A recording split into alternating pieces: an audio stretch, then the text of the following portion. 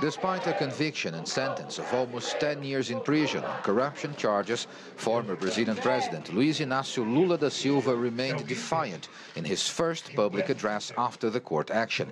He denied all charges and vowed to return to power.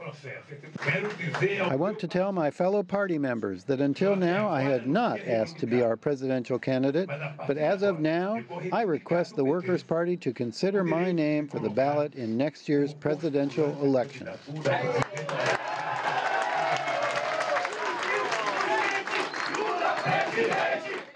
Despite all allegations against Lula da Silva in recent years, polls still place him ahead of all other potential contenders for president in the 2018 election. But if an appeals court upholds his conviction, that won't matter. He'd likely be jailed and barred from running for office for 8 years after finishing his sentence. Lula's supporters say his conviction was politically motivated to crush his growing popularity. At every poll, we see Lula's name rising. They know he becomes president again, and we will roll back these reforms against the workers that this government is pushing. What the car wash corruption probe is doing is absurd because it's targeted justice against Lula.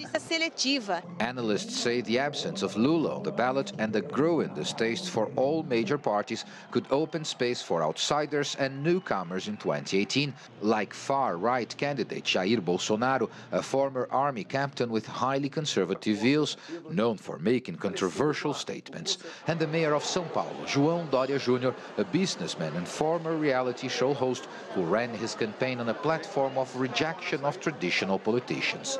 Financial markets responded positively to Lula's conviction and possible election ban. Brazilian stocks and its currency went up, but they're still concerned that political instability could undermine Brazil's efforts to recover from recession, as President Michel Temer is also at risk of losing his office over corruption allegations, and his government, struggling to survive, has little strength to push ahead with the economic reforms. Paulo Cabral, CGTN, São Paulo.